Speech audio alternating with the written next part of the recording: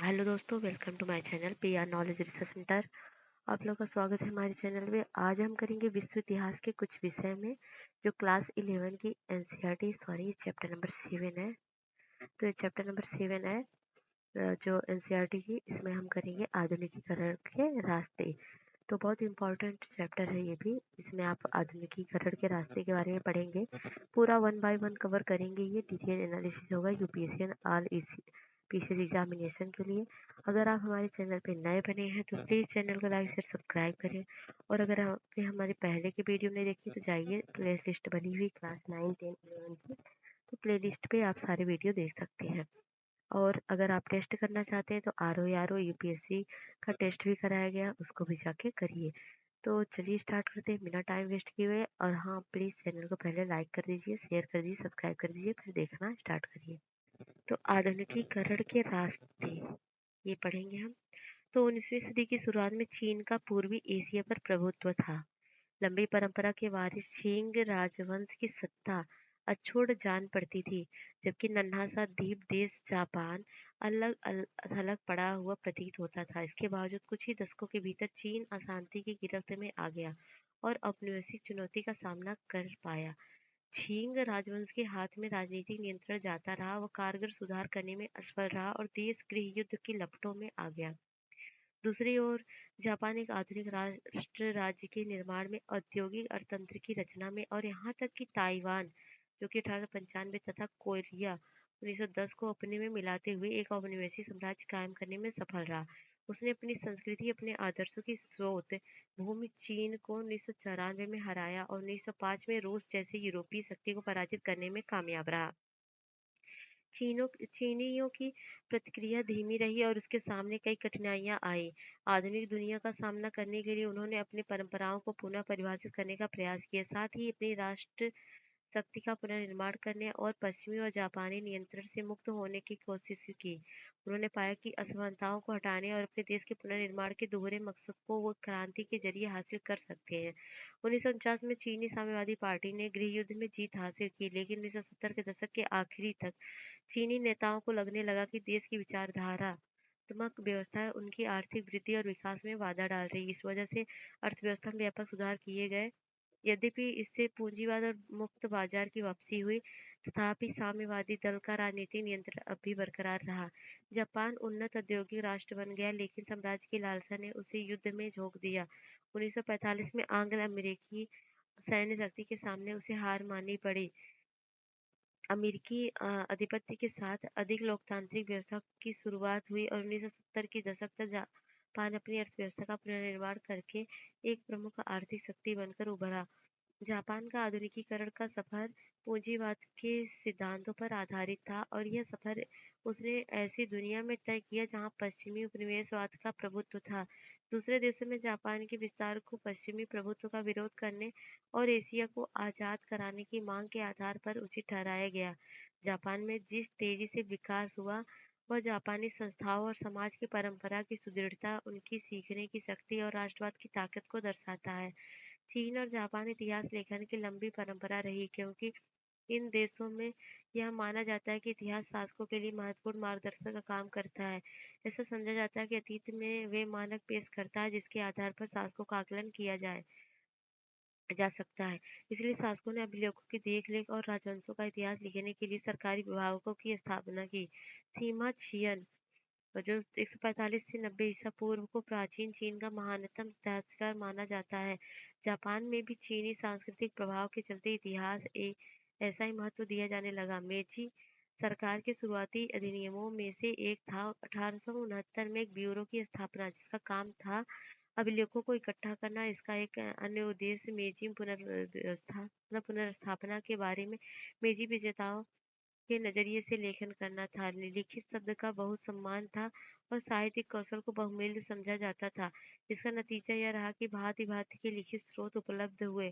सरकारी इतिहास, विद्वतापूर्ण लेखन, लोकप्रिय साहित्य और धार्मिक परिचय, मुद्रांकन और प्रकाशन पूर्व आधुनिक काल में महत्वपूर्ण उद्योग थे। और यह संभव है कि 18वीं शताब्दी के चीन और जापान की किसी किताब के वितरण का पता लगाया जा सके।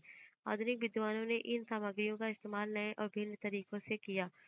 आधुनिक विद्वानों ने चीनी बौद्धिक को जैसे लिमांग छियाओ या जापान के आधुनिक इतिहास के पथ प्रदर्शकों में से एक कुमे कुनिताके जैसे बौद्धिकों के काम को आगे बढ़ाया। इसके अलावा उन्होंने पहले के यूरोपीय मुसाफिरों के लेखन जैसे इटली के मार्को पोलो जो चीन में 1274 से 1290 तक रहे, चीन में जेसुइट पादरी मैटियो रिकी और जापान में लुई फराय जैसे बुद्धिजीवियों के काम को भी आगे बढ़ाया।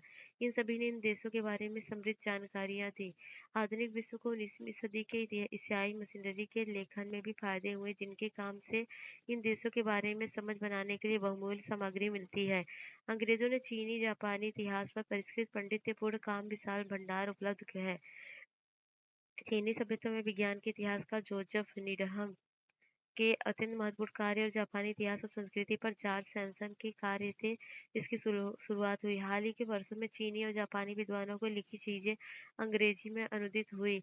उनमें से कुछ विद्वान तो विदेशों में ही पढ़ाते हैं और अंग्रेजी में लिखते हैं। 1980 के कई चीनी विद्वान जापान में ही काम करते हैं और जापानी में ही लिखते आए हैं। मतलब यह है कि हमारे पास विश्व के कई हिस्सों में आने वाला विविधतापूर्ण लेखन उपलब्ध है, जो हमें इन देशों का अधिक विस्तृत और गहन परिचय देता है। नाइटो कोनन 1866 से 1934 ये चीन पर काम करने वाले जापानी विद्वत थे। इनके लेखन ने अन्य जापानी लेखकों को प्रभावित किया। जापान में चीन का अध्ययन करने की लंबी परंपरा रही। नाइटो ने अपने काम में पश्चिमी इतिहास लेखन की नई तकनीकी तथा अपने पत्रकारिताओं के अनुभव का इस्तेमाल किया। उन्होंने 1907 में क्योतो विश्वविद्यालय में प्राच्य अध्ययन का विभाग बनाने में मदद की। सीनारान में उन्होंने तर्क दिया कि गणतांत्रिक सरकार के जरिए चीनी सुंग राजवंश के काल में चले जा रहे हैं, अभिजात वर्ग के नियंत्रण और केंद्रीय सत्ता को खत्म कर सकते हैं। इसका मानना था कि आसानी समाज को पुनर्जीवित करने का यही रास्ता है और सुधार यहीं से होने चाहिए। उन्हें चीनी इतिहास में ऐसी क्षमताएं नजर आई जो चीन को आधुनिक और लोकतांत्रिक बना सकती थी। उनके मुताबिक जापान चीन में एक अहम भूमिका निभा सकता है, लेकिन वे चीनी राष्ट्रवाद की शक्ति का भी सही आकलन नहीं कर पाए। अब चलिए परिचय से स्टार्टिंग करते हैं और सब तो रही बातें। चीन और जापान के भौतिक भूगोल में काफी अंतर है। चीन विशालकाय महाद्वीपीय देश है, जिसमें कई तरह के जलवायु क्षेत्र हैं। मुख्य रूप से तीन प्रमुख नदियां हैं, जो पीली नदी हुआंग है, यांगत्से नदी जो छियांग जियांग है, दुनिया की तीसरी सबसे लंबी नदी है, और पर्ल नदी है। देश का बहुत बड़ा हिस्सा पहाड़ी है। ये देख सकते हैं आप, ये जापान है, चीन का किनारा है, जापान का है। हान सबसे प्रमुख जाति समूह है और प्रमुख भाषा चीनी जिसे पुतोंग हुआ, लेकिन कई राष्ट्रीयताएं हैं, जैसे कि उइघुर, हुई, मांचू, तिब्बती, कैटनीज, कैंटन की बोली ए उए और संघाई नीज जैसी बोलियों के अलावा कई अल्पसंख्यक भाषाएं भी बोली जाती हैं। चीनी खानों में क्षेत्रीय विविधता की झलक मिलती है और इससे कम से कम चार प्रमुख खाने देखे जा सकते हैं। सबसे प्रसिद्ध पाक प्रणाली दक्षिणी व कैंटोनी है। कैंटन उसके आंतरिक क्षेत्रों की है। उसकी प्रसिद्धि इस बात से है कि विदेशों में रहने वाले ज्यादातर चीनी कैंटन प्रांत में आते हैं। जाना माना डिम सम यही खाना है, जो गूंथे हुए आटे की सब्जी आदि भरकर उबालकर बनाए गए व्यंजन जैसा है। उत्तर में गेहूं मुख्य आहार है, जबकि सेचुआ में प्राचीन काल में बौद्ध भिक्षुओं द्वारा लाए गए मसाले और रेशम मार्ग के जरिए 15वीं सदी में पुर्तगाली व्यापारियों द्वारा लाई गई मिर्च के चलते खासा झालदार और तीखा खाना मिलता है। पूर्वी चीन में चावल और गेहूं दोनों खाए जाते हैं। इसके विपरीत जापान एक द्वीप श्रृंखला है। इसमें चार सबसे बड़े द्वीप होन्शु है, क्यूशु है, शिकोकू है और होकाइडो और ओकिनावा द्वीपों की श्रृंखला सबसे दक्षिण में है। लगभग बहामास वाले ही अक्षांश पर मुख्य द्वीपों की 50% से अधिक जमीन पहाड़ी है। जापान बहुत ही सक्रिय भूकंप क्षेत्र में है। इन भौगोलिक परिस्थितियों ने वहाँ की वास्तुकला में प्रभावित किया है। अधिकतर जनसंख्या जापानी है, लेकिन कुछ आइनू अल्पसंख्यक है और कुछ कोरिया के लोग हैं, जिन्हें श्रमिक मजदूर के रूप में उस समय जापान लाया गया था, जब कोरिया जापान का उपनिवेश था। जापान में पशुपालन की परंपरा नहीं है। चावल बुनियादी फसल है। मछली प्रोटीन का मुख्य स्रोत है। कच्ची मछली सशिमी या सुशी अब दुनिया भर में बहुत लोकप्रिय हो गई है, क्योंकि इसे बहुत सेहतमंद माना जाता है। जापान के बारे में पढ़े तो राजनीतिक व्यवस्था। जापान क्योतो में रहने वाले सम्राट का शासन हुआ करता था, लेकिन 12वीं सदी आते आते असली सत्ता शोगुनों के हाथ में चली गई। सैद्धांतिक रूप से राजा के नाम पर शासन करते थे और 1603 से 1867 तक तोकुगावा परिवार के लोग शोगुन पद पर कायम रहे। देश 250 भागों में विभाजित था, जिसका शासन दाइम्यो चलाते थे। शोगुन ने दाइम्यो पर नियंत्रण करते थे और शोगुन दाइम्यो को लंबे अरसे के लिए राजधानी एदो में रहने का आदेश देते थे, ताकि उनकी तरफ से कोई खतरा न हो। शोगुन प्रमुख शहरों और खदानों का भी नियंत्रण रखते थे। सामुराई मतलब योद्धा वर्ग शासक करने वाले कुलीन थे और शोगुन तथा दाइम्यो की सेवा करते थे। 16वीं शताब्दी के अंतिम भाग में तीन परिवर्तनों ने आगे के विकास की तैयारी की। पहला है किसानों में हथियार लिए गए और अब केवल सामुराई तलवार रख सकते थे। इससे शांति और व्यवस्था बनी रही, जबकि पिछली शताब्दी में इस वजह से अक्सर लड़ाइयाँ होती रहती थी। दूसरा, दाइम्यो को अपने क्षेत्रों की राजधानी में रहने की आदेश दिए गए और उन्हें काफी हद तक स्वायत्तता प्रदान की गई। तीसरा है मालिकों और करदाताओं का निर्धारण करने के लिए जमीन का सर्वेक्षण किया गया तथा उत्पादकता के आधार पर भूमि का वर्गीकरण किया गया। इन सब का मिला-जुला मकसद राजस्व के लिए स्थायी उधार बनाना था। दाइम्यो की राजधानी बड़ी हुई और जिसके चलते 17वीं शताब्दी के मध्य तक जापान में एदो दुनिया का सबसे अधिक जनसंख्या वाला शहर बन गया। इसके अलावा ओसाका और क्योतो अन्य बड़े शहरों के रूप में उभरे। कम से कम 6 ऐसे गढ़ वाले शहर उभरे जहां जनसंख्या 50,000 से अधिक थी। इनकी तुलना में उस समय के ज्यादातर यूरोपीय देशों में केवल एक बड़ा शहर था, जिसमें वाणिज्यिक अर्थव्यवस्था का विकास हुआ और वित्त और ऋण की प्रणालियाँ व्यवस्थित हुईं। व्यक्ति के गुण उसके पद से अधिक मूल्यवान समझे जाने लगे। शहरों में जीवंत संस्कृति खिलने लगी तथा तेजी से बढ़ते हुए वार्षिक वर्ग ने व्यापारी वर्ग ने नाटक और कलाओं को प्रोत्साहन दिया। चूंकि लोगों को पढ़ने का शौक था, होनहार लेखकों के लिए संभव हो सका कि केवल लेखन से अपनी जीविका चला लें। ऐसों में लोग नूडल की कटोरी की कीमत पर किताब किराए पर ले सकते थे। इससे यह पता चलता है कि छपाई किस स्तर पर होती होगी, पढ़ना कितना लोकप्रिय था। जापान अमीर देश समझा जाता था क्योंकि वह चीन से रेशम और भारत से कपड़ा जैसी विलासी वस्तुएं आयात करता था। इन आयातों के लिए चांदी और सोने में कीमत अदा करने से अर्थव्यवस्था पर भार जरूर पड़ा, जिसकी वजह से तोकुगावा ने कीमती धातुओं के निर्यात पर रोक लगा दी। उन्होंने क्योतो के निशीजन में रेशम उद्योग के विकास के लिए भी कदम उठाए, जिसमें रेशम का आयात कम किया जा सके। निशीजन का रेशम दुनिया भर में बेहतरीन रेशम माना जाने लगा। मुद्रा का बढ़ता इस्तेमाल और चावल के शेयर बाजार निर्माण जैसे अन्य विकास दिखाते हैं कि अर्थतंत्र नई दिशाओं में विकसित हो रहा था। सामाजिक और बौद्धिक बदलाव से मिसाल के लिए प्राचीन जापानी साहित्य के अध्ययन ने लोगों को यह सवाल उठाने पर मजबूर किया कि जापान पर चीन का प्रभाव किस हद तक है, और यह तर्क पेश किया कि जापानी होने का सार चीन के संपर्क में आने से बहुत पहले का है। यह सार की कहानी जैसे कि उच्च प्राचीन साहित्य में जापान की उत्पत्ति और पौराणिक कथाओं में देखी जा सकती है। यह मिथ की कहानी बताती है कि इन द्वीपों को भगवान ने बनाया और था और सम्राट सूर्य देवी के उत्तराधिकारी थे।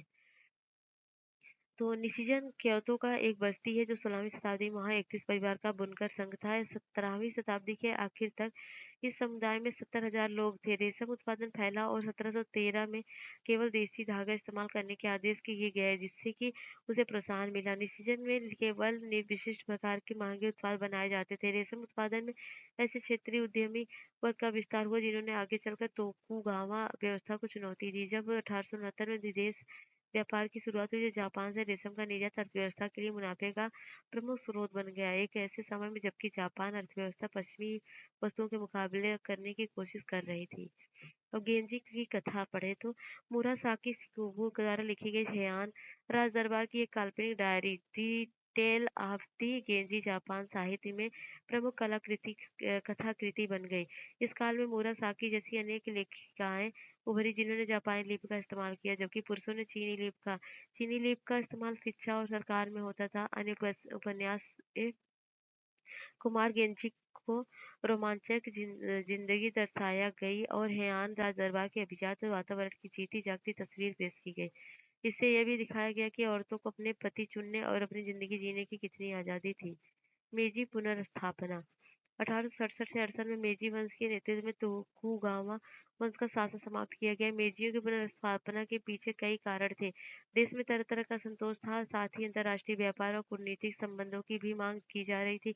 इसी बीच 1853 में अमेरिका में ने कोमोडोर मैथ्यू पेरी 1794 से 58 को 1858 को जापानी सरकार से एक ऐसे समझौते पर हस्ताक्षर करने की मांग के साथ भेजा जिसमें जापान ने अमेरिका के साथ राजनयिक और व्यापारिक संबंध बनाए। जापान ने अगले साल ऐसे समझौते पर हस्ताक्षर किए। जापान चीन के रास्ते में था और अमेरिका चीन में एक बड़ा बाजार देखता था। इसके अलावा अमेरिका को प्रशांत महासागर में अपने बेड़ों के लिए इधर की जगह चाहिए थी। उस समय केवल एक ही पश्चिमी देश जापान के साथ व्यापार करता था, वह था हॉलैंड। पेरी के आगमन ने जापानी राजनीति महत्वपूर्ण असर डाला और सम्राट की अचानक अहमियत बढ़ गई, जिसे जिसे तब तक बहुत कम राजनीतिक सत्ता मिली हुई थी। 1868 में एक आंदोलन द्वारा शोगुन को जबरदस्ती सत्ता से हटा दिया गया और सम्राट मेजी को एदो ले जाया गया।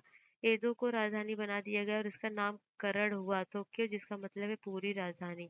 पेरी का जहाज लकड़ी के ब्लॉक का एक जापानी छापा। जापानी जिन्हें काले जहाज जिनकी लकड़ी के जोड़ों को खोलता सीलबंद किया जाता था कहते थे। उन्हें ऐसे चित्र और कार्टूनों में दिखाया गया जिसमें अजीबोगरीब विदेशियों और उनकी आदतों को दर्शाया गया। ये चित्र जापान के खुलने के शक्तिशाली प्रतीक बन गए। आज विद्वान ये तर्क देते हैं कि जापान कभी बंद ही नहीं था, चूंकि उनकी पूर्वी एशिया के व्यापार में भूमिका थी और उनके लोग हॉलैंड और चीन निवासियों के जरिए नजरिए बाहरी दुनिया के बारे में जानते थे। अधिकारीगण और लोग ये जानते हैं कि कुछ यूरोपीय देश भारत व अन्य जगहों पर औपनिवेशिक साम्राज्य बना रहे हैं। ब्रितानियों के हाथों चीन की हार की खबरें फैल रही थी। इन्हें लोकप्रिय नाटकों में दर्शाया जा रहा था। इन सब के चलते लोगों में एक असली डर बन रहा था कि जापान की उपनिवेश बनाया जा सकता है। बहुत से विद्वान और नेता यूरोप के नए विचारों से सीखना चाहते थे, बजाय उनकी उपेक्षा करने के, जैसा कि चीन में किया गया। कुछ अन्य यूरोपीय लोगों को गैर मानते हुए उसने दूर रखा जाता था चाहते थे। हालांकि वे उनकी नई तकनीकी को अपनाने के लिए तैयार थे। कुछ देश को बाहरी दुनिया के धीरे-धीरे सीमित रखने से खोलने के लिए तर्क दिया गया। सरकार ने फोकुकुकुए समृद्ध देश मजबूत सेना के नारे के साथ नई रीति का ऐलान किया। उन्होंने यह समझ लिया कि अपनी अर्थव्यवस्था का विकास और मजबूत सेना का निर्माण करने की जरूरत है, अन्यथा उन्हें भी भारत की तरह पराधीनता का सामना करना पड़ सकता है। इस कार्य के लिए उन्हें जनता के बीच राष्ट्र की भावना का निर्माण करने को प्रजा को नागरिक की श्रेणी में बदलने की जरूरत महसूस हुई। इसके साथ ही नई सरकार ने सम्राट व्यवस्था के पुनर्निर्माण का काम शुरू किया। सम्राट व्यवस्था में जापानी विद्वानों का अभिप्राय है कि एक ऐसी व्यवस्था जिसमें सम्राट नौकरशाही और सेना की इकट्ठी सत्ता चलाते हैं और नौकरशाही व सेना सम्राट के प्रति उत्तरदायी होते थे।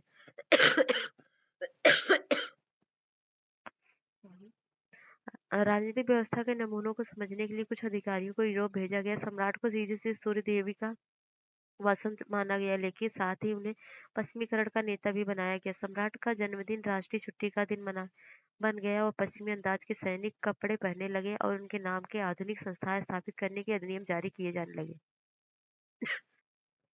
1890 के शिक्षा संबंधित राजज्ञा ने लोगों को पढ़ने, जनता के सार्वजनिक एवं साझा हितों की बढ़ावा देने के लिए प्रेरित किया। 1870 के दशक में नई विद्यालय व्यवस्था का निर्माण शुरू हुआ। लड़के और लड़कियों के लिए स्कूल जाना अनिवार्य हो गया। 1910 तक तकरीबन ऐसी स्थिति आ गई कि स्कूल से जाने से को वंचित नहीं रहा। पढ़ाई की फीस बहुत कम थी। शुरुआत में पाठ्यचर्या पश्चिमी नमूनों पर आधारित थी, लेकिन 1870 के दशक के आते आते आधुनिक विचारों पर जोर देने के साथ साथ राज्य के प्रति निष्ठा और जापानी इतिहास के अध्ययन पर बल दिया जाने लगा। शिक्षा मंत्रालय पाठ्यचर्या पर किताबों के चयन और शिक्षकों के प्रशिक्षण पर नियंत्रण रखता था, जिसे नैतिक संस्कृति का विषय कहा गया। उसे पढ़ना जरूरी था और किताबों में माता पिता के प्रति आदर, राष्ट्र के प्रति वफादारी और अच्छे नागरिक बनने की प्रेरणा दी जाती थी। जापानी भाषा एक साथ 3 लिपियों का प्रयोग करती है। इसमें एक कांजी जापानियों ने चीनियों से 6वीं शताब्दी में ली। चूंकि उनकी भाषा चीनी भाषा से बहुत अलग थी, उन्होंने ये ध्यानात्मक वर्णमालाओं का विकास भी किया। हिरागाना और काताकाना। हिरागाना नारी सुलभ समझी जाती है क्योंकि हियान काल में बहुत सी लेखिकाएं इसका इस्तेमाल करती थी, जैसा कि मुरासाकी। और यह चीनी चित्रात्मक चिन्हों और ध्वन्यात्मक अक्षरों को मिलाकर लिखी जाती थी। शब्द का प्रमुख भाग कांजी के चिन्ह से लिखा जाता था और बाकी का हिरागाना में। ध्वन्यात्मक अक्षरमाला को मौजूदगी के चलते ज्ञान कुलीन वर्गों से व्यापक समाज में काफी तेजी से फैल सका। 1880 के दशक में यहाँ सुझाव दिया गया कि जापानी हो या तो पूरी तरह ध्वन्यात्मक लिपि का विकास करे या कोई यूरोपीय भाषा अपना ले। दोनों में से कुछ भी नहीं किया गया। राष्ट्र के एकीकरण के लिए मेची सरकार ने पुराने गांव और क्षेत्रीय सीमाओं को बदलकर नए प्रशासनिक ढांचा तैयार किया। प्रशासनिक इकाइयों में पर्याप्त राजस्व जरूरी था, जिससे स्थानीय स्कूल और स्वास्थ्य सुविधाएं जारी रखी जा सके। साथ ही इकाइयां सेना के लिए भर्ती केंद्रों के काम आ सके। 20 साल से अधिक उम्र के जवानों के लिए कुछ अरसे के लिए सेना में काम अनिवार्य हो गया। एक आधुनिक सैन्य बल तैयार किया गया। कानून व्यवस्था बनाई गई जो राजनीतिक गुटों के गठन को देख सके, बैठकें बुलाने पर नियंत्रण रख सके और सख्त सेंसर व्यवस्था बना सके। इन तमाम उपायों में सरकार को विरोध का सामना करना पड़ा। सेना और नौकरशाहों को सीधा सम्राट से निर्देश रखा गया, यानी कि संविधान बनने के बावजूद यह दो गुट सरकारी नियंत्रण के बाहर रहे। लोकतांत्रिक संविधान और आधुनिक सेना, इन दो अलग आदर्शों को महत्व देने के दूरगामी नतीजे हुए। सेना ने इलाके के जीतने के मकसद से मजबूत विदेशी नीति के लिए दबाव डाला। इस वजह से चीन और रूस के साथ जंग हुई। दोनों में ही जापान विजयी रहा। अधिक जनवाद की लोकप्रिय मांग अक्सर सरकार की इन आक्रामक नीतियों के विरोध में जाती थी। जापान आर्थिक रूप से विकास करता गया और उसने अपना एक नया औपनिवेशिक साम्राज्य कायम किया। अपने दूसरे देश में उसने लोकतंत्र के प्रसार को कुचला और साथ ही उपनिवेशीकृत लोगों के साथ टकराव का रिश्ता कायम किया। अर्थव्यवस्था का आधुनिकीकरण। मेजी सुधारों का एक अन्य महत्वपूर्ण हिस्सा अर्थव्यवस्था का आधुनिकीकरण था। इसके लिए किसी पर कर लगाकर धन इकट्ठा किया गया। जापान की पहली रेल लाइन 1870 से 72 में टोक्यो और योकोहामा बंदरगाह के बीच बिछाई गई। वस्त्र उद्योग के लिए मशीनें यूरोप में आयात की गई। मजदूरों के प्रशिक्षण के लिए विदेशी कारीगरों को बुलाया गया। साथ ही उन्हें जापानी विश्वविद्यालयों और स्कूलों में पढ़ाने के लिए भेजा गया। जापानी विद्यार्थियों को पढ़ने के लिए विदेश भी भेजा गया। 1872 में आधुनिक बैंकिंग संस्थाओं का प्रारंभ हुआ। मित्सुबिशी और सुमितोमो जैसी कंपनियों को सब्सिडी और करों में फायदे के लिए जरिए प्रमुख जहाज निर्माता बनने की में मदद मिली। इससे जापानी व्यापार जापानी जहाजों में होने लगा और जायबत्सु का प्रभुत्व दूसरे विश्व युद्ध तक अर्थव्यवस्था में बना रहा। 1872 में जनसंख्या 3.5 करोड़ थी, जो कि 1920 में 5.5 करोड़ हो गई। जनसंख्या के दबाव को कम करने के लिए सरकार ने प्रवास को सक्रिय रूप से बढ़ावा दिया। पहले उत्तरी टापू होकाइडो की ओर और काफी हद तक स्वतंत्र इलाका था, जहां आइनू कहे जाने वाले देसी लोग रहते थे। फिर भी हवाई और ब्राजील और जापान में बढ़ते हुए औपनिवेशिक साम्राज्य की तरफ उद्योग के विकास के साथ लोग शहरों में आए। 1925 तक 21% जनता शहरों में रहती थी और 1935 तक यह बढ़कर 32% हो गई। औद्योगिक मजदूर, कपड़ों के कारखाने में श्रमिक देख सकते हैं। औद्योगिक मजदूरों की संख्या 1870 में 7 लाख से बढ़कर 1913 में 40 लाख तक पहुंच गई। अधिकतर मजदूर ऐसी इकाइयों में काम करते थे जिनमें पाँच से कम लोग थे और जिसमें मशीनों और विद्युत ऊर्जा का इस्तेमाल नहीं होता था। इस आधुनिक कारखानों में काम करने वालों में आधे से ज्यादा महिलाएं थी। 1886 में पहली आधुनिक हड़ताल का आयोजन महिलाओं ने ही किया। 1886 में 1900 के बाद कारखानों में पुरुषों की संख्या बढ़ने लगी। 1930 के दशक में आकर ही पुरुषों की संख्या महिलाओं से अधिक हुई। कारखाने मजदूरों की संख्या में बढ़ने लगी और 100 से ज्यादा मजदूर वाले कारखानों की संख्या 1909 में 1000 थी। 1920 तक आते इनकी संख्या 2000 से भी ज्यादा हो गई और 1930 के दशक में 4000 पहुंच गई। इसके बावजूद 1940 में 5,50,000 कारखानों में 5 से कम मजदूर काम करते थे। इसे परिवार केंद्रित विचारधारा बनी रही। उसी तरह से राष्ट्रवाद को मजबूत पैतृक व्यवस्था की सहारा था, जहां सम्राट परिवार की कुलपति माना जाता था। उद्योग के तेज और अनियंत्रित विकास और लकड़ी जैसे प्राकृतिक संसाधनों की मांग के पर्यावरण का विनाश हुआ। संसद के पहले निम्न सदन के सदस्य तनाको सोजो ने 1897 में औद्योगिक प्रदूषण के खिलाफ पहला आंदोलन छेड़ा और 800 गांव वासी जन विरोध में इकट्ठा हुए और उन्होंने सरकार से कार्रवाई करने के लिए मजबूर किया। एक किसान के बेटे तनाका सोजो 1841 से 1913 में अपनी पढ़ाई खुद की और एक राजनीतिक हस्ती के रूप में उभरा। 1880 के दशक में उन्होंने जनवादी हकों के आंदोलन में हिस्सा लिया। इन आंदोलन में संवैधानिक सरकार की मांग की। वह अपनी पहली संसद डायट में सदस्य चुने गए। उनका मानना था कि औद्योगिक प्रगति के लिए आम लोगों की बलि नहीं दी जा सकती। यासिन खान थे वतारसे नदी में प्रदूषण फैल रहा था, जिसके कारण 100 वर्ग मील की कृषि भूमि बर्बाद हो रही थी और 1000 परिवार प्रभावित हो रहे थे। आंदोलन के चलते कंपनी को प्रदूषण नियंत्रण के तरीके अपनाने पड़े, जिससे 1940 तक फसल सामान्य हो गई। आक्रामक राष्ट्रवाद। मेजी संविधान सीमित मताधिकार पर आधारित था और उसने डायट बनाई जिसके अधिकार सीमित थे।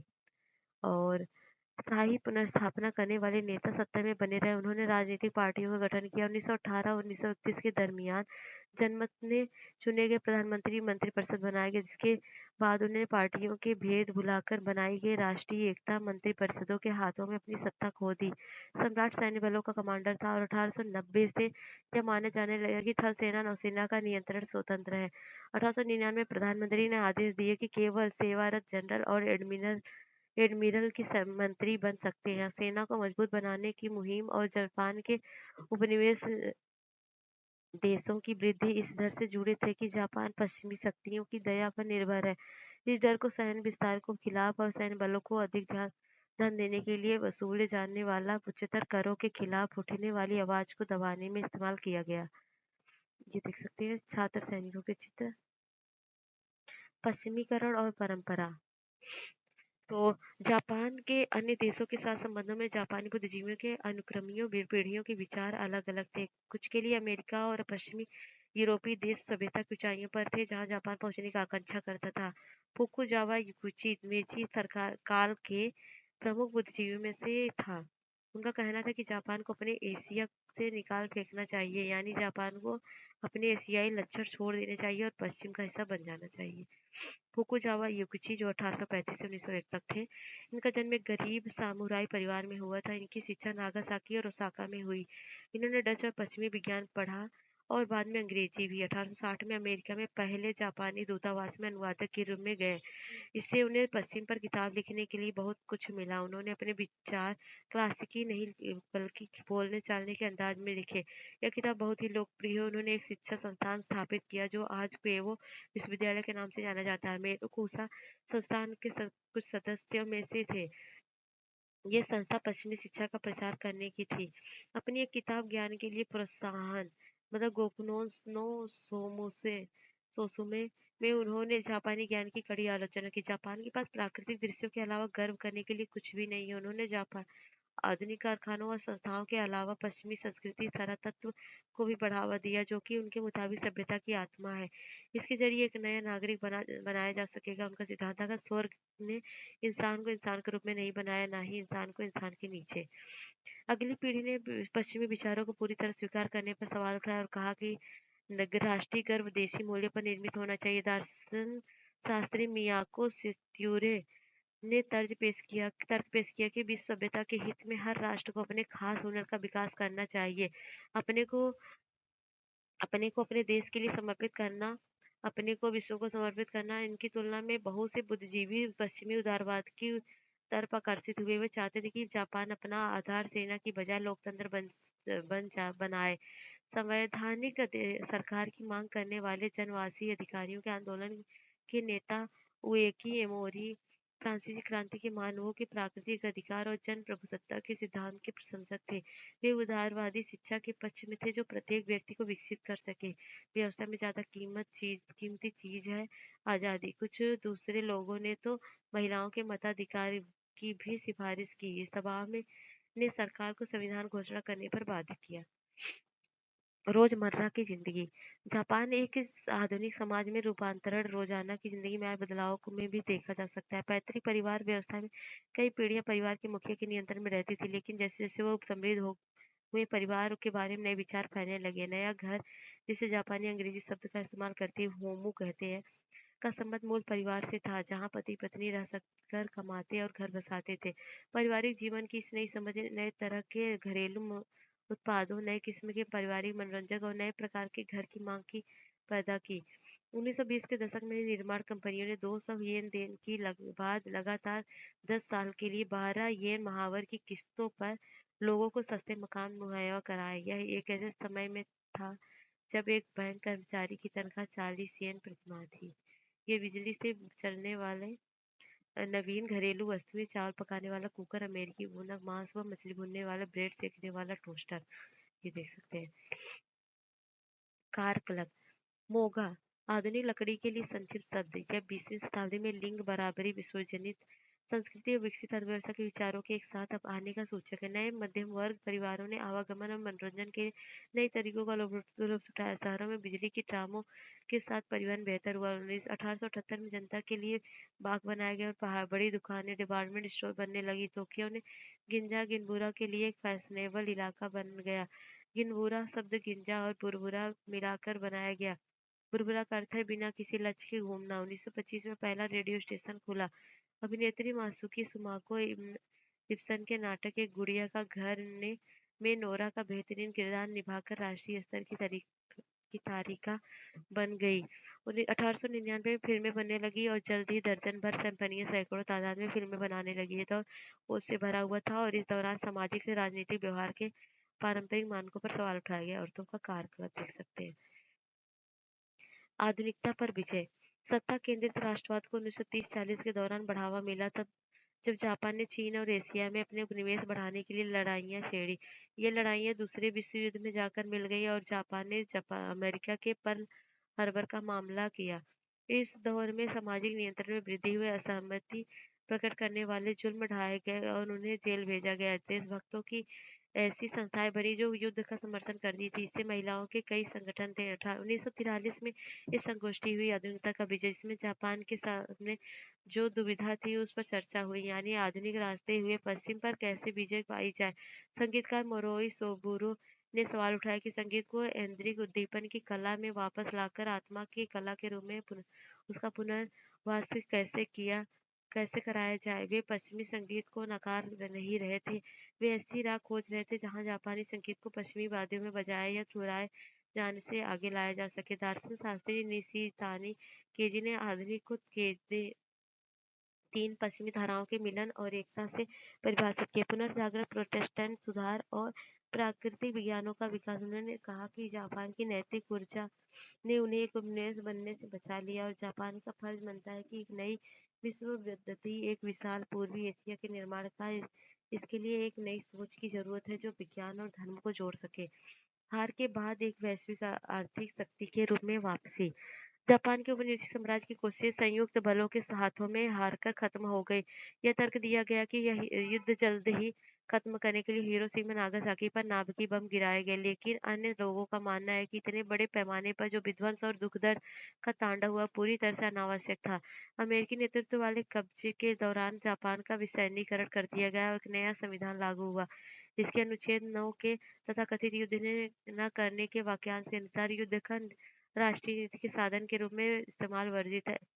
बड़ी एकाधिकार कंपनियों की पकड़ को खत्म करने की भी कोशिश की गई। राजनीतिक पार्टी को पुनर्जीवित किया गया और जंग के बाद पहले चुनाव में 1946 में हुए इसमें पहली बार महिलाओं ने भी मतदान किया। अपनी भयंकर हार के बावजूद जापानी अर्थव्यवस्था का जिस तेजी से पुनर्निर्माण हुआ उसे एक युद्धोत्तर चमत्कार कहा गया, लेकिन यह चमत्कार से अधिक था और इसकी जड़ें जापान के लंबे इतिहास में निहित थे। संविधान को औपचारिक स्तर पर गणतांत्रिक रूप इसी समय दिया गया, लेकिन जापान में जनवादी आंदोलन और राजनीतिक भागीदारी का आधार बढ़ाने में बौद्धिक सक्रियता की ऐतिहासिक परंपरा रही। युद्ध के पहले के काल की सामाजिक संबद्धता को गणतांत्रिक रूपरेखा के बीच समृद्ध सुदृढ़ किया गया। इसके चलते सरकार, नौकरशाही और उद्योग के बीच एक करीबी रिश्ता कायम हुआ। अमेरिका समर्थन और साथ ही कोरिया और वियतनाम में जंग में जापानी अर्थव्यवस्था को मदद मिली। तो 1964 में टोक्यो में हुए ओलंपिक खेल जापानी अर्थव्यवस्था की परिपक्वता की प्रतीक बनकर सामने आए। इसी तरह तेज गति वाले शिकानसेन यानी बुलेट ट्रेन का जाल भी 1964 में शुरू हुआ। इस पर रेलगाड़ियां 200 मील प्रति घंटे की रफ्तार से चलती थी और यह भी जापानियों की सक्षमता दर्शाती है कि नई प्रौद्योगिकी के जरिए बेहतर और सस्ते उत्पाद बाजार में उतारे जा सकते हैं। 1960 के दशक में नागरिक समाज आंदोलन का विकास हुआ। बढ़ती हुई औद्योगिकरण की वजह से स्वास्थ्य पर्यावरण एक बड़े दुष्प्रभाव की पूरी तरह से नजरअंदाज करने का विरोध किया गया। अरगजी का जहर, जिसके चलते बड़ी ही कष्टप्रद बीमारी होती थी, एक आरंभिक सूचक था। इसके 1960 के दशक में मिनी माता में पारे के जहर के फैलने और 1970 के दशक के उत्तरार्ध में हवा में प्रदूषण से भी समस्याएं जन्मी। जमीनी स्तर पर दबाव बनाने वाले गुटों ने इन समस्याओं को पहचाने और सभी साथ ही हिताधिकारियों के मुआवजा देने की मांग की। सरकारी कार्रवाइयां और कानून की से भी स्थिति बेहतर हुई। 1980 के दशक के मध्य में पर्यावरण संबंधी विषयों के लोगों की दिलचस्पी घटी, क्योंकि 1990 तक आते-आते जापान ने विश्व के कुछ कठोरतम पर्यावरण नियंत्रण अमल में लाए गए। आज एक विकसित देश के रूप में यह अग्रगामी विश्व शक्ति की अपनी हैसियत को बनाए रखने के लिए अपनी राजनीतिक प्रौद्योगिकी क्षमताओं का इस्तेमाल करने की चुनौतियों का सामना कर रहा है। अब चीन के बारे में पढ़ते हैं। चीन एक आधुनिक इतिहास संप्रभुता की पुनर्प्राप्ति, विदेशी कब्जों के अपमान का अंत और समानता के विकास को संभव करने के सवालों से चारों ओर घूमता रहा है। चीनी बहसों में तीन समूह के नजरिए झलकते हैं: कांग येओल और लियांग किचाओ जैसे आरंभिक सुधारकों ने पश्चिम की चुनौतियों का सामना करने के लिए पारंपरिक विचारों को नए अलग तरीके से इस्तेमाल करने की कोशिश की। दूसरे, गणतंत्र के पहले राष्ट्राध्यक्ष सन यान सेन जैसे गणतांत्रिक क्रांतिकारी जापान और पश्चिम के यूरोप विचारों से प्रभावित थे। तीसरे, चीन की कम्युनिस्ट पार्टी युग युग की समानताओं को खत्म करने और विदेशियों को खदेड़ देना चाहती थी। आधुनिक चीन की शुरुआत 16वीं और 17वीं शताब्दी के पश्चिमी के साथ उनका पहला सामना होने के समय में मानी जा सकती है, जबकि सोवियत मशीनरी ने खगोल विद्या और गणित जैसे पश्चिमी विज्ञानों को वहां पहुंचाया, जिसका तत्काल असर तो सीमित था, पर इसने उन चीजों का शुरुआत कर दी जिन्होंने 19वीं सदी में जाकर तेज गति पकड़ी, जब ब्रिटेन ने अफीम के फायदेमंद व्यापार को बढ़ाने के लिए सैन्य बलों का इस्तेमाल किया। इसी के चलते पहला अफीम युद्ध 1839 से 42 में हुआ। इसमें सत्ताधारी क्विंग राजवंश को कमजोर किया और सुधार तथा बदलाव की मांगों को मजबूती दी। अफीम एक यूरोपीय चित्रकारी। अफीम का बाजार चीनी उत्पादों में जैसे चाय, रेशम और चीनी मिट्टी के बर्तनों की मांग में व्यापार में असंतुलन की भारी समस्या खड़ी कर दी। पश्चिमी उत्पादों को चीन में बाजार में नहीं मिला, जिसकी वजह से भुगतान चांदी में नहीं करना पड़ता था। ईस्ट इंडिया कंपनी ने एक विकल्प ढूंढा, अफीम। यह हिंदुस्तान के कई हिस्सों में बहुत आराम से उगती थी। चीन में अफीम बेचने के जरिए से वे चांदी कमाकर कैंटन में उधार पत्रों के बढ़ते कंपनी के प्रतिनिधियों को देने लगे। इस तरह कंपनी उस चांदी का इस्तेमाल ब्रिटेन के लिए चाय, रेशम और चीन मिट्टी के बर्तन खरीदने के लिए करती थी। ब्रिटेन, भारत और चीन के बीच यह उत्पादों का त्रिकोणीय व्यापार था। कांग युओई और लियांग छिचाओ जैसे क्विंग सुधारकों ने व्यवस्था को सुदृढ़ बनाने में जरूरत महसूस की और एक आधुनिक प्रशासनिक व्यवस्था, नई और सेना शिक्षा व्यवस्था के निर्माण के लिए नीतियां बनाई। साथ ही संवैधानिक सरकार की व्यवस्था स्थापना के लिए स्थानीय विधायिका को भी गठन किया। उन्होंने चीन का उपनिवेशीकरण किया, बचाने की जरूरत भी महसूस की। उपनिवेश बनाए गए देशों के नकारात्मक उदाहरणों में चीन विचारों के भी जबरदस्त प्रभाव डाला। 18वीं सदी में पोलैंड का बंटवारा सर्वाधिक बहुचर्चित उदाहरण था। यहाँ तक कि 1890 के दशक में पोलैंड शब्द का इस्तेमाल क्रिया के रूप में किया जाने लगा। बोलांग हु का इस्तेमाल मतलब था हमें पोलैंड करने के लिए। भारत का उदाहरण भी सामने था। विचारक लियांग किचाओ का यह मानना था कि चीनी लोगों में एक राष्ट्र की जागरूकता लाकर ही चीन पश्चिम के विरोध कर पाएगा। 1903 में उन्होंने चीन की भारत का एक देश ऐसा देश है जो किसी और देश नहीं बल्कि एक कंपनी के हाथों बर्बाद हो गया। ईस्ट इंडिया कंपनी ने ब्रिटानिया की ताबेदारी करने और अपने लोगों के साथ क्रूर होने के लिए हिंदुस्तानियों की आलोचना करते थे। उनके तर्कों में आम आदमी को खासा आकर्षित किया, क्योंकि चीनी देखते थे कि ब्रिटानिया चीन के साथ युद्ध में भारतीय जवानों का इस्तेमाल करता है। इन सबसे अधिक इकाइयों में यह महसूस किया कि परंपरा सोच बदलने की जरूरत है। कन्फ्यूशियसवाद चीन में बहुत विचारधारा रही। यह विचारधारा कन्फ्यूशियस, जो कि 551 से 469 ईसा पूर्व है, उनके अनुयायी की शिक्षा में विकसित की गई। इसका दायरा अच्छे व्यवहार, व्यवहारिक समझदारी और उचित सामाजिक संबंधों के सिद्धांतों पर था, जिन्होंने चीनियों के जीवन के प्रति रवैये की प्रतिभा प्रभावित किया। सामाजिक मानक दिए और चीनी राजनीतिक सोच और संगठनों को आधार दिया। लोगों को नए विषयों में प्रशिक्षित करने के लिए विद्यार्थियों को जापान, ब्रिटेन और फ्रांस पढ़ने भेजा गया ताकि वे नए विचार सीखकर वापस आए। 1890 के दशक में बड़ी तादाद में चीनी विद्यार्थी पढ़ने के लिए जापान गए। वे केवल नए विचार वापस लेकर आए, बल्कि गणतंत्र की भी स्थापना करने वाले अग्रणी भूमिका निभाई। चूंकि चीनी और जापानी भाषा एक ही लिपि की इस्तेमाल करती थी, चीनी ने जापान से न्याय, अधिकार और क्रांति के यूरोपीय विचारों के जापानी अनुवाद के लिए। यह एक तरह से पारंपरिक संबंधों का उलट जाना था। 1905 में रूसी जापानी युद्ध के बाद सदियों पुरानी चीनी परीक्षा प्रणाली समाप्त कर दी और कई प्रत्याशियों को अभिजात सत्ताधारी वर्ग में दाखिला दिलाने का काम करती थी। परीक्षा प्रणाली क्या थी? तो अभिजात सत्ताधारी वर्ग में प्रवेश ज्यादातर इम्तिहान के जरिए होता था और इनमें 8 भाग वाला निबंध निर्धारित प्रपत्र में शास्त्री चीनी लिखना होता था। यह परीक्षा विभिन्न स्तरों पर हर साल 2 साल में और 3 साल में 2 बार आयोजित की जाती थी। पहले स्तर की परीक्षा में केवल 1-2% लोग 24 साल की उम्र तक पास हो पाते थे और और वे बन जाते थे। इस डिग्री से उन्हें निचले कुलीन वर्ग में प्रवेश मिल जाता था।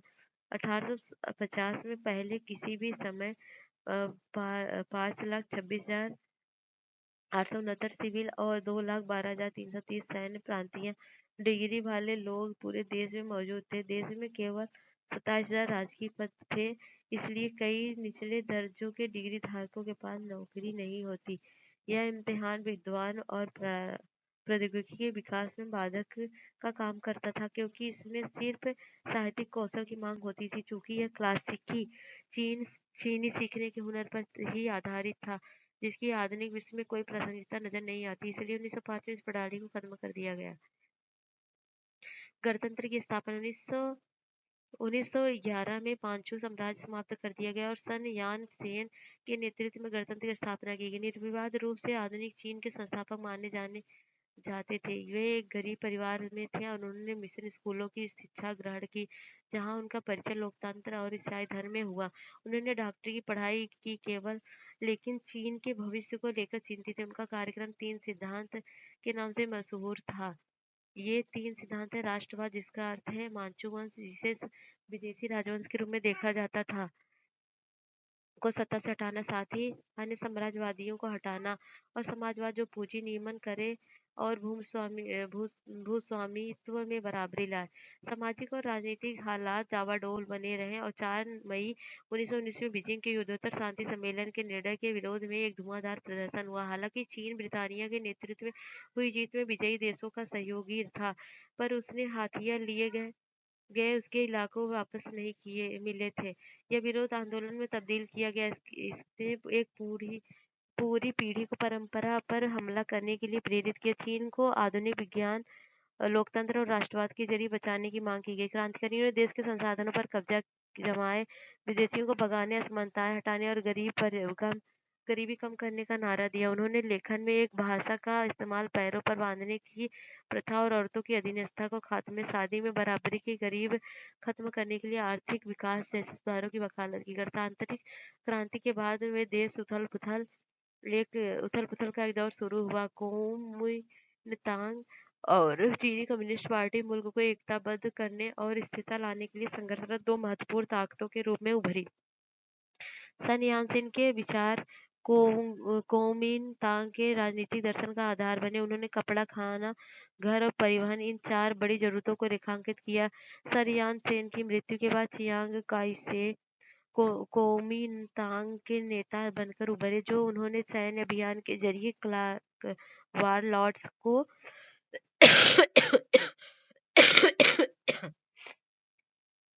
अपने नियंत्रण में किया और साम्यवादी का खात्मा कर डाला। उन्होंने सेक्युलर और विवेकपूर्ण ये लौकिक कंफ्यूशियस वाद की हिमायत की, लेकिन साथ ही राष्ट्र का सैन्यकरण करने की भी कोशिश की। उन्होंने कहा कि लोगों को एकता, बद व्यवहार की प्रवृत्ति और आदत का विकास करना चाहिए। उन्होंने महिलाओं को 4 सद्गुण पैदा करने के लिए प्रोत्साहित किया: सात्विक, रूप, रंग, वाणी और काम, और उनकी भूमिका को घरेलू स्तर पर पर जोर दिया। यहाँ तक कि उनके कपड़ों की किनारियों की लंबाई भी प्रस्तावित की। कुओमिंतांग का सामाजिक आधार शहरी इलाकों में था। औद्योगिक विकास की धीमा और गिने चुने क्षेत्रों में था। शंघाई जैसे शहरों में 1919 में औद्योगिक मजदूर वर्ग उभर रहा था और इनकी संख्या 5 लाख थी।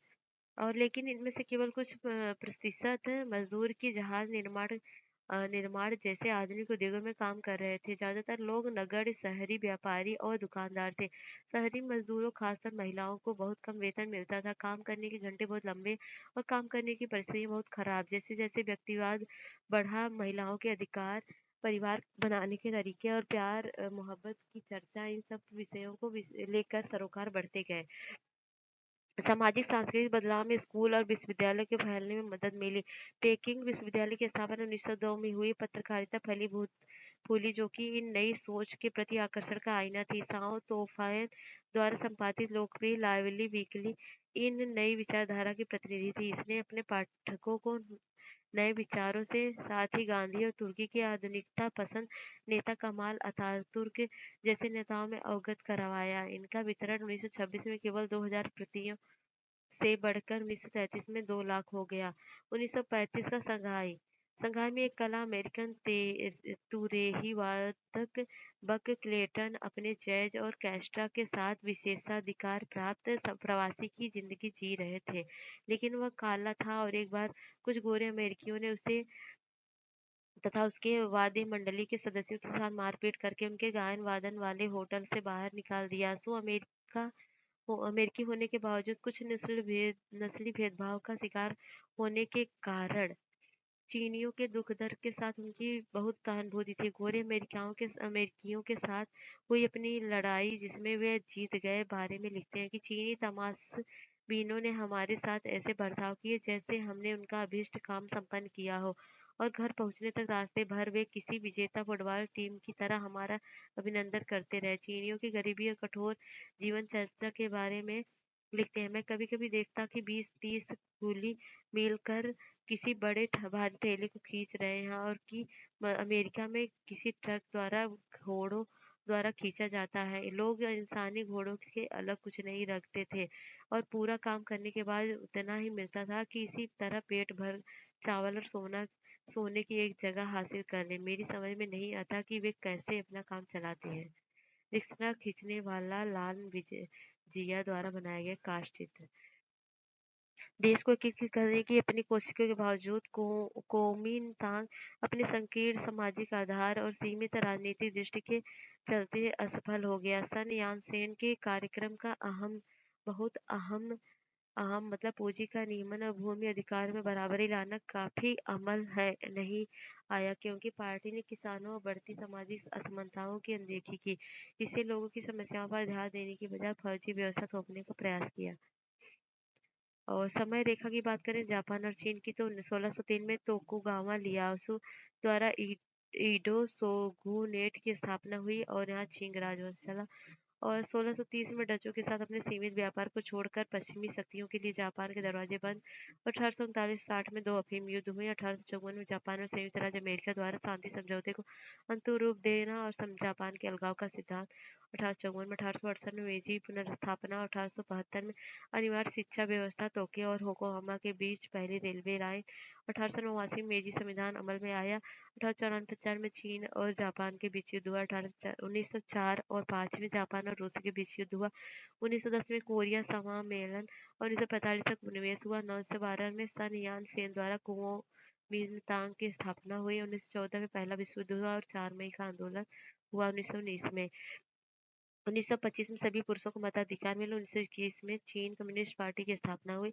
1931 में चीन पर जापान का हमला हुआ। 1926-49 में चीन में गृह युद्ध हुआ और 1941 से 45 में प्रशांत युद्ध हुआ और लॉन्ग मार्च हुआ। 1934 में 1945 हिरोशिमा नागासाकी पे अणु बम गिरा और 1945 से 52 में अमेरिका के नेतृत्व में जापान पर कब्जा। जापान का लोकतांत्रिकरण और सन्नीकरण करने के लिए सुधार किए गए। 1949 में चीन का जनवादी गणतंत्र चियांग कई शेक ने ताइवान में चीनी गणतंत्र की स्थापना की और 1956 में जापान संयुक्त राष्ट्र का सदस्य बना। 1962 में सीमा विवाद को लेकर भारत चीन का आक्रमण हुआ। 1964 में एशिया में पहली बार टोक्यो में ओलंपिक खेल हुआ। 1966 में सांस्कृतिक क्रांति हुई। 1976 में माओ त्से का और चाउ एनलाई का निधन हुआ और 1997 में ब्रिटेन द्वारा चीन का हांगकांग की वापसी हुई। चीनी साम्यवादी दल का उदय। 1937 में जापानी ने चीन पर हमला किया और कोमिनतांग पीछे हट गया। इस लंबे और थकाने वाले युद्ध ने चीन को कमजोर किया। 1945 और 49 के दरमियान कीमतें 30% प्रति महीने की रफ्तार से बढ़ी और इससे आम आदमी की जिंदगी तबाह हो गई। ग्रामीण चीन में दो संकट थे, एक पर्यावरण संबंधी, दूसरे बंजर जमीन, वनों का नाश और बाढ़ में शामिल थे। दूसरा सामाजिक आर्थिक विनाशकारी जमीन प्रथा और ऋण आदिम प्रौद्योगिकी और निम्न स्तरीय संचार के कारण थी। चीन की साम्यवादी पार्टी की स्थापना 1921 में रूसी क्रांति के कुछ समय बाद ही हुई थी। रूसी सफलता ने पूरी दुनिया पर जबरदस्त प्रभाव डाला। लेनिन और ट्रॉट्स्की जैसे नेताओं ने मार्च 1918 में कम्युनिस्ट या तृतीय अंतर्राष्ट्रीय का गठन किया, जिसमें विश्व स्तरीय सरकार बनाई जाए तो शोषण को खत्म कर सके। कम्युनिस्ट और सोवियत संघ ने दुनिया भर में साम्यवादी पार्टियों का समर्थन किया। उनकी परंपरागत मार्क्सवादी समझ थी कि क्रांति शहरी इलाकों के मजदूरी वर्गों के जरिए आएगी। शुरू में विभिन्न देशों के लोग इससे बहुत आकर्षित हुए, लेकिन जल्दी सोवियत यूनियन के स्वार्थों का अधिकार हथियार बन गया और 1943 में इसे खत्म कर दिया गया। माओ त्से-तुंग ने जेसीसीपी के प्रमुख नेता के रूप में उभरे और क्रांति के कार्यक्रम को किसानों पर आधारित करते हुए एक अलग रास्ता चुना। उनकी सफलता से चीनी साम्यवादी पार्टी एक शक्तिशाली राजनीतिक ताकत बनी, जिसने अंततः कुओमिंतांग पर जीत हासिल की। माओ से-तुंग के आमूल परिवर्तनवादी और तरीकों को जियांगसी में देखा जा सकता है, जहां पहाड़ों में 1928 से 34 के बीच उन्होंने कुओमिंतांग के हमलों के सुरक्षित शिविर लगाए, मजबूत किसान परिषद का गठन किया, जमीन पर कब्जा और पुनर्वितरण के साथ एकीकरण हुआ। दूसरे नेताओं से हटकर माओ ने आजाद सरकार और सेना पर जोर दिया। वे महिलाओं की समस्याओं से अवगत थे और उन्होंने ग्रामीण महिलाओं संघों को उभारने के लिए प्रोत्साहन दिया। उन्होंने शादी के नए कानून बनाए, जिसमें आयोजित शादियों और शादी के समझौते खरीदने और बेचने पर रोक लगाई और तलाक को आसान बनाया। 1930 में जिन्हुए में किए गए सर्वेक्षण में माओ त्से-तुंग ने नमक और सोयाबीन जैसी रोजमर्रा की वस्तुएं और स्थानीय संगठनों की तुलनात्मक मजबूतियों, छोटे व्यापारियों और दस्तकारों, लोहारों, वेश्याओं, धार्मिक संगठनों की मजबूती, इन सब का परीक्षण किया ताकि शोषण के अलग-अलग स्तरों को समझा जा सके। उन्होंने ऐसे आंकड़े इकट्ठा किए कि कितने किसानों ने अपने बच्चों को बेचा और इसके लिए उन्हें कितने पैसे मिले। लड़के 200 और 200 यूनान तक बिकते थे, लेकिन लड़कियों की बिक्री का कोई उदाहरण नहीं मिलते, क्योंकि जरूरत मजदूरों की थी, लेकिन लैंगिक शोषण की नहीं। इन अध्ययन के आधार पर उन्होंने सामाजिक समस्याओं को सुलझाने के तरीके पेश किए। कम्युनिस्टों की सोवियत की कुओमिंतांग द्वारा नोटबंदी में पार्टी को दूसरा आधार ढूंढने पर मजबूर किया। इसके चलते उन्हें लॉन्ग मार्च पर जाना पड़ा, जो कि सांसी 6000 मील का मुश्किल सफर था। नए अड्डे यान में उन्होंने एक साम्यवाद को खत्म करने, भूमि सुधार करने और विदेशी साम्राज्यवाद से लड़ने के कार्यक्रम को आगे बढ़ाया। इससे उन्हें मजबूत सामाजिक आधार मिला। युद्ध के मुश्किल सालों में साम्यवादी और कुओमिंतांग ने मिलकर काम किया, लेकिन युद्ध खत्म होने के बाद साम्यवादी सत्ता में आ गए और कुओमिंतांग की हार हो गई। नए जनवाद की स्थापना 1949 से 65। ठीक है। पीपुल्स रिपब्लिक ऑफ चाइना की सरकार 1949 में कायम हुई। ये नए लोकतांत्रिक सिद्धांतों पर आधारित थी। सर्वहारा की तानाशाही, जिसे कायम करने का दावा सोवियत संघ का था, जिसमें विभिन्न नया लोकतंत्र सभी सामाजिक वर्गों का गठबंधन था। अर्थव्यवस्था के मुख्य क्षेत्र सरकार के नियंत्रण में रखे और निजी कारखाने सुबह स्वामित्व को धीरे धीरे खत्म कर किया गया। यह कार्यक्रम 1953 तक चला, जब सरकार ने समाजवादी बदलाव का कार्यक्रम शुरू करने की घोषणा की।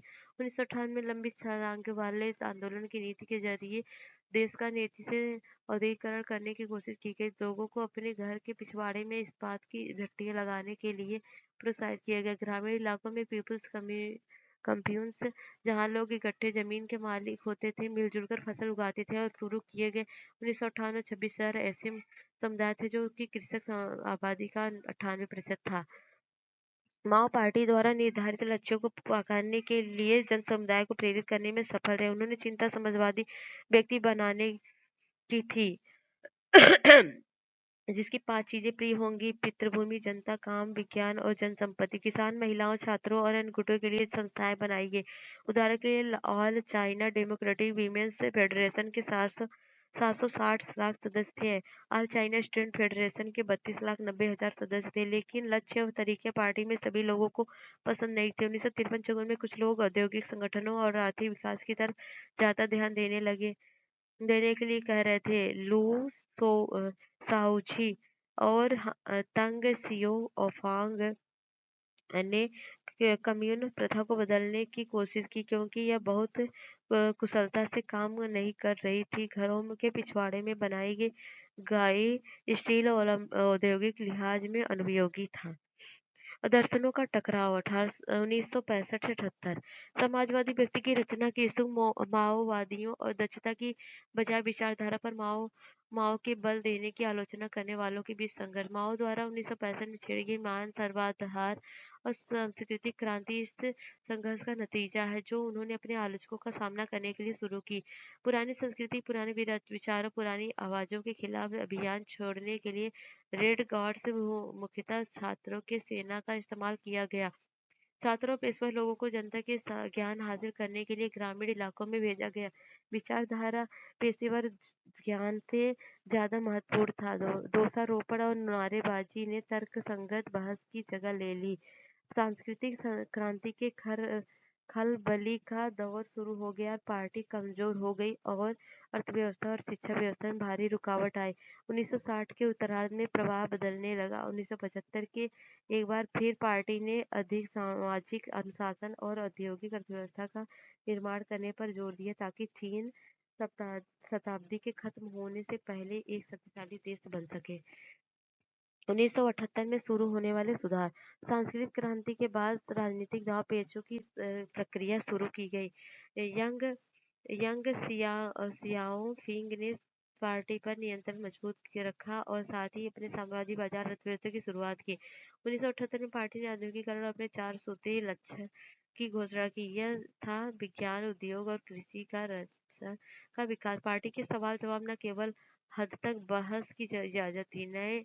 इस नए आजाद वातावरण में जैसे कि 60 साल पहले 4 मई के आंदोलन के समय था, नए विचार का रोमांचकारी भंडार फूटा। 5 दिसंबर 1978 को दीवार पर लगे पोस्टर ने 5वीं आधुनिकता का दावा किया कि लोकतंत्र के बिना अन्य आधुनिकताएं कुछ भी नहीं बन पाएंगी। अपनी गरीबी न हटाने और लैंगिक शोषण खत्म न कर पाने के लिए सीसीपी की आलोचना की। इसके लिए उन्होंने पार्टी के अंदर से ही ऐसे दुर्व्यवहार के उदाहरण पेश किए। इन मांगों को दबाया गया लेकिन 1989 में 4 मई के आंदोलन की 70वीं सालगिरह पर बहुत से बुद्धिजीवियों ने ज्यादा खुलेपन और कड़े सिद्धांतों को खत्म करने की मांग की। बीजिंग के तियानमेन चौक पर छात्रों के प्रदर्शन को उड़ता-पूर्व दबाया गया। पूरा दुनिया में भर में इसकी कड़ी आलोचना हुई। सुधार के बाद के समय में चीन के विकास के विषय दोबारा बहस शुरू हुई। पार्टी द्वारा समर्थित प्रधान मत मजबूत राजनीतिक नियंत्रण और आर्थिक खुलेपन और विश्व बाजार से जुड़ाव पर आधारित है। आलोचकों का कहना है कि सामाजिक गुटों के क्षेत्रों और पुरुषों महिलाओं के बीच बढ़ती हुई असमानताओं के सामाजिक बढ़ाव बढ़ रहे हैं और बाजार में जो भारी महत्व दी जा रही है वह उस सवाल खड़े कर रहा है कि अंत में उससे पारंपरिक विचार पुनर्जीवित होंगे जैसे कम्युनिस्टवादी। और यह तर्क है कि पश्चिम की नकल करने के बजाय चीन अपनी परंपरा पर चलते हुए एक आधुनिक समाज बन सकता है। ताइवान का किस्सा। चीन साम्राज्यवादी दल द्वारा पराजित होने के बाद चियांग काई शेक 30 करोड़ से अधिक अमेरिकी डॉलर और बेशकीमती कलाकृतियां लेकर 1949 में ताइवान भाग निकले। वहां उन्होंने चीन गणतंत्र की स्थापना की। 1894 से 95 में जापान के साथ कई लड़ाई में जगह चीन को जापान के हाथ में सौंपनी पड़ी और तब यह जापानी उपनिवेश बनी हुई थी। कायरो घोषणा पत्र और पोट्सडम उद्घोषणा के बाद चीन को प्रभुसत्ता संपन्न वापस मिली और फरवरी 1947 में हुई जबरदस्त दर्शनों के बाद कुओमिंतांग ने नेताओं की एक पूरी पीढ़ी की निर्ममतापूर्वक हत्या करवा दी। चियांग काई शेक के नेतृत्व में कुओमिंतांग के एक दमनकारी सरकार की स्थापना की, बोलने और राजनीतिक विरोध करने की आजादी छीन ली और सत्ता की जगहों में स्थानीय आबादी को पूरी तरह बाहर कर दिया। फिर भी उन्होंने भूमि सुधार लागू किया जिसके चलते खेती की उत्पादकता बढ़ी। उन्होंने अर्थव्यवस्था की भी आधुनिकीकरण किया जिसके चलते 1973 में कुल राष्ट्रीय उत्पाद के मामले में ताइवान पूरे एशिया में जापान के बाद दूसरे स्थान पर रहा। अर्थव्यवस्था जो मुख्यतः व्यापार पर आधारित थी लगातार वृद्धि करती गई लेकिन अहम बात यह है कि अमीर और गरीब के बीच की अंतराल लगातार घटता गया। ताइवान का एक लोकतंत्र और रूपांतरण नाटकीय रहा है। 1975 में चियांग की मौत के बाद धीरे धीरे शुरू हुआ और 1887 में जब फौजी कानून हटा लिया गया तब विरोध दलों को कानूनी इजाजत मिल गई। तब इस प्रक्रिया ने गति पकड़ा और पहले स्वतंत्र मतदान ने स्थानीय ताइवानियों को सत्ता में लाने की प्रक्रिया शुरू की और राजनयिक स्तर पर अधिकांश देशों के व्यापार मिशन केवल ताइवान में ही में ही है। उनके द्वारा ताइवान में पूर्ण राजनीतिक संबंध और दूतावास रखना संभव नहीं है क्योंकि ताइवान को चीन की एक हिस्सा माना जाता है। मुख्य भूमि के साथ मुख्य एकीकरण का प्रश्न अभी भी विवादास्पद मुद्दा होकर रहा है। यदि भी खड़ी पार के संबंध सुधर रहे थे, ताइवानी व्यापार और निवेश मुख्य भूमिका में बड़े पैमाने पर हो रहे थे। आवागमन कहीं अधिक सहज हो गया और संभवतः चीन ताइवान को एक अर्ध स्वायत्त क्षेत्र के रूप में स्वीकार कर लेने में सहमत हो जाएगा अगर ताइवान पूर्ण स्वतंत्रता के लिए कायम कदम उठाने से परहेज करता है। कोरिया की कहानी पढ़ेंगे। आधुनिकीकरण की शुरुआत 19वीं सदी के अंत में कोरिया के जोसोन वंश ने आंतरिक समाजवादी संघर्ष का भी सामना किया और उनके साथ ही उसे चीनी, जापान और पश्चिमी देशों का विशेष देशी दबाव का भी सामना करना पड़ा। इन सब के बीच कोरिया में अपनी सरकारी संरचनाओं, राजनयिक संबंधों, बुनियादी ढांचे के समाज के आधुनिकीकरण के लिए सुधार नीतियां लागू की। दशकों के राजनीतिक हस्तक्षेप के बाद साम्राज्यवादी जापान ने 1910 में अपनी कॉलोनी के रूप में कोरिया पर जबरन कब्जा किया, जिससे 500 वर्ष से अधिक समय तक चले आ रहे जोसोन राजवंश का अंत हो गया। किंतु कोरियाई लोग जापानियों द्वारा किए जा रहे कोरियाई संस्कृति एवं वैदिक मूल्यों के दमन से काफी नाराज थे। जिन आजादी के इच्छुक कोरियाई लोगों ने अपनी औपनिवेशिक शासन के खिलाफ प्रदर्शन किया। उन्होंने अपनी अस्थायी सरकार की स्थापना की और कायरो, याल्टा और पोट्सडाम सम्मेलनों जैसी अंतर्राष्ट्रीय बैठकों में विदेशी नेताओं से अपील करने की प्रतिबंध मंडल भेजे। जापानी औपनिवेशिक शासन 35 साल के बाद 1945 में द्वितीय विश्व युद्ध में जापान की हार के साथ समाप्त हुआ। हालांकि कोरिया के भीतरी और बाहरी स्वतंत्रता कार्यकर्ताओं पर लगातार प्रयास करता था, जो जापान की हार के बाद कोरिया की स्वतंत्रता सुनिश्चित कर पाया। मुक्ति के बाद कोरियाई उपद्वीपों को अस्थायी रूप से 38 समानांतर देशों से हिस्सों में विभाजित कर दिया गया, जिसमें उत्तरी क्षेत्र में सोवियत संघ और दक्षिणी क्षेत्र में यूएन द्वारा संचालन किया गया। किंतु दोनों ही क्षेत्र जापानी क्षेत्र की भंग करने के लिए परिश्रम करते रहे। हालांकि 1948 में उत्तर और दक्षिण में अलग-अलग सरकारें स्थापित किए गए। यह विभाजन अस्थायी रूप से स्थापित हो गया। युद्धोत्तर राष्ट्र 1950 में कोरियाई युद्ध शुरू हुआ। दक्षिण कोरिया में अमेरिका अगुवाई वाली संयुक्त राष्ट्र सेना और कोरिया में संयुक्त कम्युनिस्ट चीन सेना के समर्थन में चीन शीत युद्ध का काल एक अक्षम युद्ध है शुरू हुआ। जुलाई 1953 में 3 साल बाद यह युद्ध विराम समझौते समाप्त हुआ।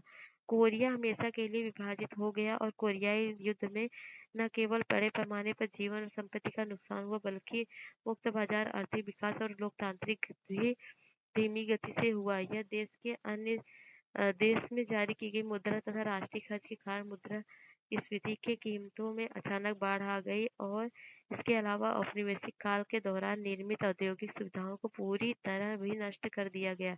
ताइवान दक्षिण कोरिया के अमेरिकी औद्योगिक सहायता के लिए जो मजबूर होना पड़ा। यदि दक्षिण कोरिया के पहले राष्ट्रपति सिंह मैर जी ने 1948 में कोरियाई युद्ध के बाद लोकतांत्रिक प्रक्रियाओं के माध्यम से चुने गए, लेकिन उन्होंने अवैध संवैधानिक संशोधन के माध्यम से 2 बार प्रशासन काल बढ़ाया। अप्रैल 1960 में नागरिकों ने इस तरह की धांधली से होने वाले चुनावों के खिलाफ विरोध किया और री की इस्तीफा देने के लिए मजबूर होना पड़ा, जिसको कोरिया में अप्रैल क्रांति के नाम से भी जाना जाता है। एक प्रोत्साहन के रूप में शुरू हुई इस क्रांति से भी री के प्रशासन काल के दौरान लोगों की दबी हुई भावनाएं प्रदर्शनों और मांगों के रूप में उठने लगी। हालांकि प्रशासन ने इस्तीफे के बाद स्थापित लोकतांत्रिक पार्टी की सत्ता आंतरिक विभाजन और संघर्ष के चलते नागरिकों की गांव को उचित उत्तर नहीं दे पाई, बल्कि सुधारवादी राजनीतिक शक्तियां उभरी और छात्र आंदोलन ने एकीकरण आंदोलन का रूप ले लिया। सेना के अधिकारियों द्वारा इनका समर्थन नहीं मिला। 1961 में जनरल पार्क chung ही और अन्य सैन्य अधिकारियों को सैन्य तख्ता पलट द्वारा लोकतांत्रिक पार्टी की सरकार को उखाड़ फेंका गया। तीव्र औद्योगिकरण का एवं मजबूत नेतृत्व। अक्टूबर 1963 में चुनाव में सैन्य नेता पार्क chung की राष्ट्रपति बने। पार्क प्रशासन ने देश में आर्थिक विकास के लिए एक राज्य आधारित निर्यात उन्मुख नीति अपनाई। सरकार की 5 वर्षीय आर्थिक योजनाओं ने बड़े कारपोरेट फर्मों का इस्तेमाल किया और रोजगार के विस्तार पर भारी जोर दिया और कोरिया की प्रतिस्पर्धात्मकता को बढ़ावा दिया।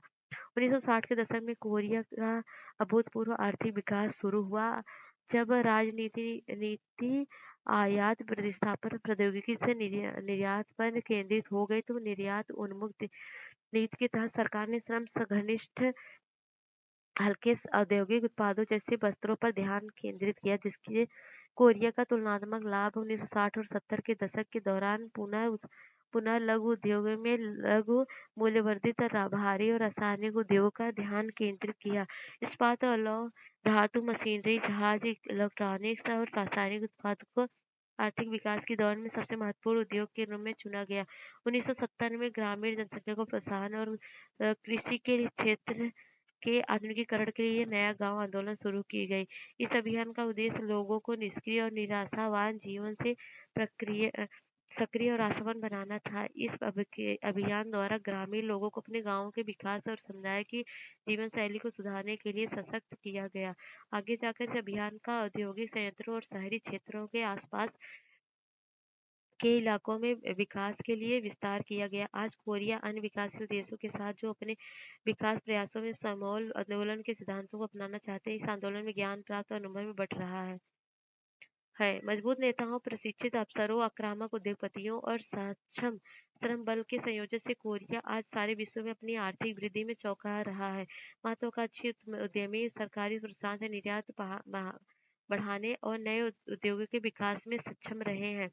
उच्च स्तर की शिक्षा में भी कोरिया के आर्थिक विकास में योगदान दिया।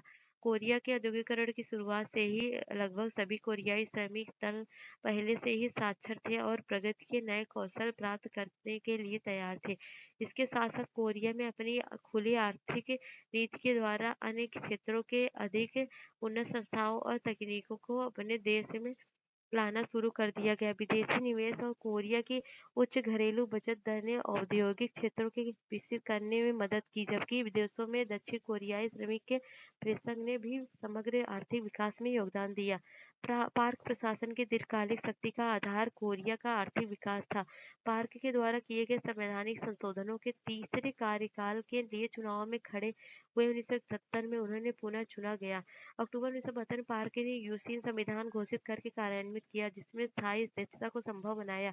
यूसीन संविधान के तहत राष्ट्रपति को कानून के क्षेत्राधिकार, प्रशासन पर पूर्ण अधिकार और किसी भी कानून को अल्पकालीन नियम के रूप में निरस्त करने का भी एक संवैधानिक अधिकार था। राष्ट्रपति को पूर्ण अधिकार प्रणाली के साथ देश के आर्थिक विकास में प्रगति के लिए लोकतंत्र एक तरह से अस्थायी रूप से निलंबित हो गया। हालांकि 1979 में दूसरे तेल संकट से देश के आर्थिक नीतियों जो कि भारी रासायनिक उद्योगों में मुख्य निवेश रखती थी में काफी बाधाएं आई। इसके साथ साथ छात्रों, विद्वानों, विपक्ष में लगातार यूसी संविधान के खिलाफ प्रदर्शन किया, क्योंकि पार्क प्रशासन ने आपातकालीन उपायों के आह्वान और राजनीतिक अस्थिरता का दमन किया था। इस आर्थिक संकट और राजनीतिक अस्थिरता के बीच पार्क का प्रशासन और अक्टूबर 1989 में पार्क चुंग ही की हत्या के साथ खत्म हो गया। लोकतांत्रिकरण की मांग और निरंतर आर्थिक विकास।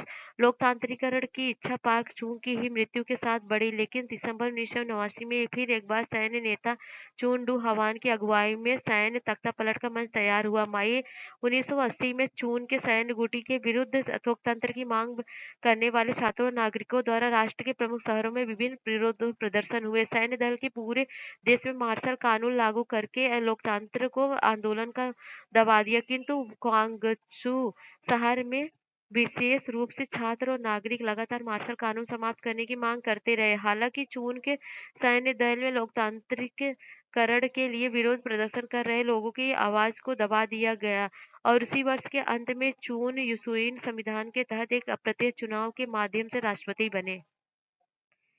चीन प्रशासन ने अपना सरकार को स्थिर बनाने के लिए लोकतांत्रिक प्रभाव का मजबूती से दमन किया। हालांकि चून प्रशासन ने अंतर्राष्ट्रीय आर्थिक दृष्टिकोण से कोरिया के आर्थिक विकास को 1980 के 1.7% से बढ़ाकर 1983 तक 13.2% तक कर दिया और मुद्रास्फीति को भी कम कर दिया। आर्थिक विकास ने शहरीकरण, शिक्षा के स्तर में सुधार और मीडिया की प्रगति को जन्म दिया। इसके फलस्वरूप नागरिकों ने अपने राजनीतिक अधिकारों की आत्म जागरूकता बढ़ी, जिससे राष्ट्रपति के प्रत्येक चुनाव के लिए संवैधानिक संशोधन की मांग की गई।